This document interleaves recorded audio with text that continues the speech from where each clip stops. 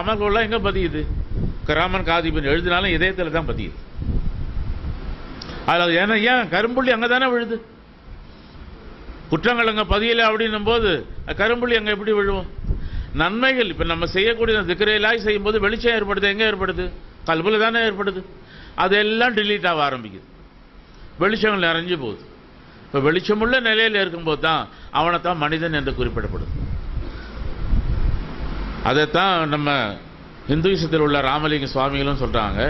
மனிதன் பன்றிகளாக, குரங்குகளாக, கழுதைகளாக, விலங்கினங்களாக வாழ்ந்து கொண்டு இருக்கக்கூடிய மனிதன் இறை நினைவிலே, இறை தியானத்திலே மனிதனாக வாழ ஆரம்பித்து விடுகின்றான்.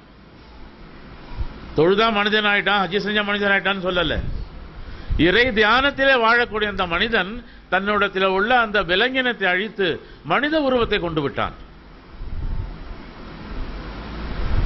ரூஹே ஹைவானியான் என்று சொல்லக்கூடிய அந்த நிலையில எல்லாத்தையும் அபரிக்க வேண்டும், சொத்துக்களிலே முடங்கி கிடக்க வேண்டும், வானலெல்லாம் பிரம்மாண்டமா அகலமாக கால வச்சு நடக்க வேண்டும் நினைக்கிறான். அந்த எண்ணம் எல்லாம் போயிடும்.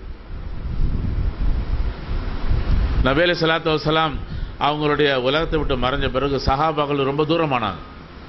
இனிமேல் ஃபித்னா ஆரம்பமாயிடும். பல தூரங்கள் அவங்க வாழ ஆரம்பிச்சு தனிமைப்பட்டாங்க. தனிமையில் இருந்து வணக்கங்கள் செஞ்சு அங்கேயே இருந்து உலகத்துட்டு போக ஆரம்பிச்சாங்க.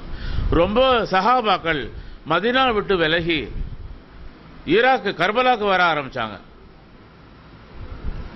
அலி பின் அபூ தாலிப் கர்ரமல்லாஹு வஜ்ஹுல் கரீம் அங்க ஈராக்கில் தங்களுடைய ஹிலாஃபத்தை மாற்றின பிறகு நிறைய சஹாபாக்கள் அங்க மாறி வந்தாங்க. இன்னைக்கும் பல கல்லறைகள் சஹாபாக்கள் அங்க இருக்கு. அதுல ஹுதைஃபா பின் யமனி என்று சொல்லக்கூடிய ஒரு மிகச்சிறந்த சஹாபி, நபி ஸல்லல்லாஹு அலைஹி வஸல்லம் அவங்களுடைய சிர்ன்னு சொன்ன ரகசியம்னு சொன்னக்கூடிய அந்த சஹாபியோட கல்லறையும் அங்கதான் இருக்கு. ஒரு தடவை ஆட்சியாளர்கள் அவங்க சொல்றாங்க, எங்களுடைய கபர்களில் தண்ணி உள்ள வந்துருச்சு, வேற இடத்துல மாத்துங்க. இந்த கபர்களை தோண்டு போதுதான் தெரியுது, அவங்க கண்களில் இருந்து வந்த வெளிச்சங்களை யாருமே தாங்க முடியல. இதயத்தில் இருந்த வெளிச்சம் கண்களில் இருந்து ஊடுருவி பாஞ்ச அந்த இதயங்கள் அவங்க பாயும்போது எவ்வளவோ பிரிட்டிஷார் அந்த படம் எடுக்கும்போது அங்கேயே களிமா சொன்னாங்க. சஹாபாக்கள் இருந்தும் இஸ்லாத்துக்காக பணி செஞ்சாங்க, உலகத்தை விட்டு மறைஞ்சும் இஸ்லாத்துக்காக பணி செஞ்சாங்க. எந்த அந்த அளவுக்கு வெளிச்சத்தை நபி ஸல்லல்லாஹு இதயங்கள் இருந்து அவங்க பெற்றிருப்பாங்க. இன்னைக்கு நபி ஸல்லல்லாஹு இதய வெளிச்சத்தை பேசும்போது பல பேர் ஏளனம் பண்றாங்க. ஏன்னா நூரே நுபுவத்தை பத்தி எங்கேயும் விளக்கம் கிடையாது, அந்த சப்ஜெக்டை பத்தி எங்கேயும் பேசுறதும் கிடையாது. நூரே முஹம்மதியா ஸல்லல்லாஹு அலைஹி வஸல்லம் பத்தி அந்த எந்த விதமான கிதாபுகள்லையும் அந்த எழுத்துக்கள் கிடையாது.